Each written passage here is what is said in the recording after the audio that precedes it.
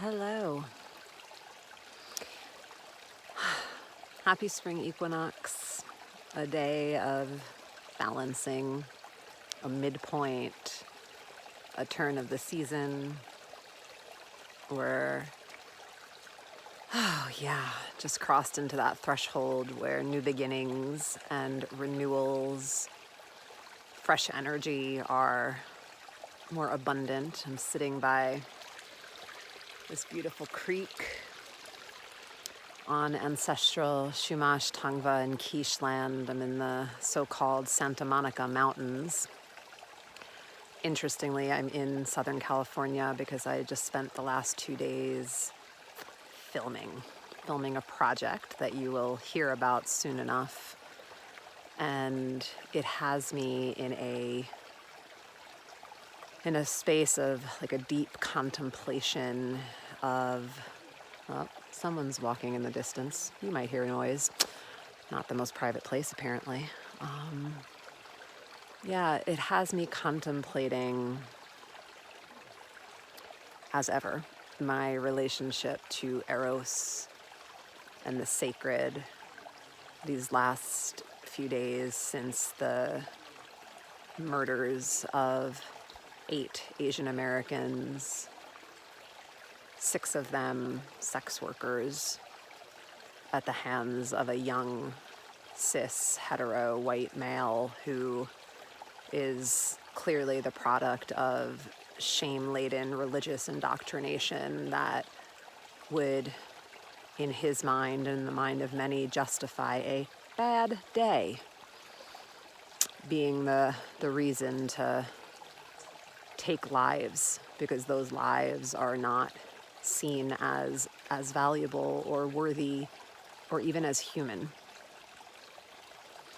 And how our relationship to sex sits at the center of that, our relationship to the feminine, to the wider, more than human world, and our earthly mother that is the provider of all.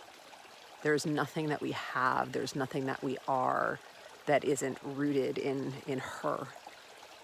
And in an ideal, healthy culture, we also feel ourselves rooted in her and rooted and connected to place. And it's the deeply missed experience that most contemporary folks have, especially in westernized cultures that have come so far from the indigenous origins that once upon a time we all sprung forth from.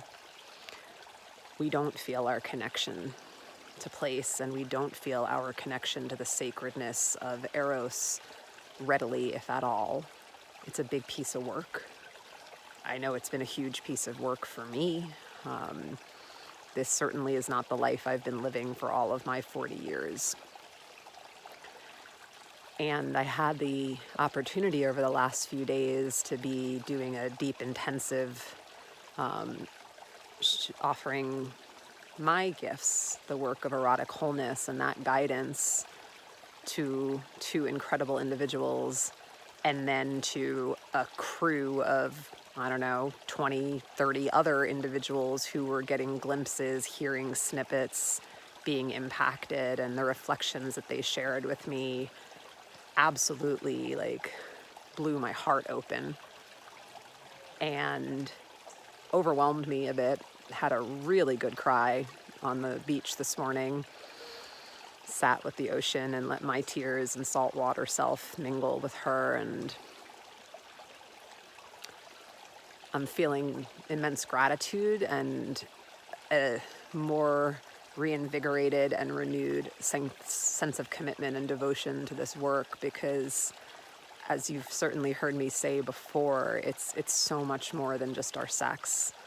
This is about so much more than the orgasms. And I love orgasms and I love sex.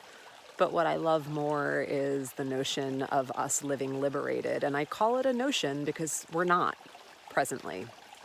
It's not possible, because our liberation is bound up in one another's, just as our lives are bound up in one another's. And I feel the way my life is bound up in the lives of the 6 sex workers, Asian women living in the Atlanta area who were brutally slaughtered for doing what they needed to do, not only to survive in a system that does nothing to uplift them, but also connecting to something so ancient and vital as the offering of pleasure, of healing touch and safe space. And I am more committed than ever. Hello, fly on my cheek. That's happening.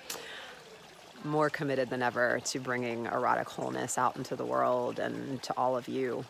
So stay tuned.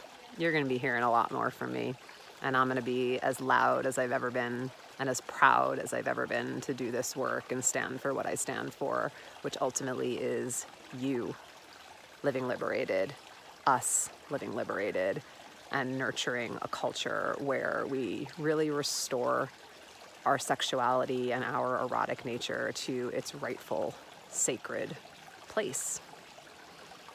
Happy spring. Enjoy yourselves. Love each other. Be well.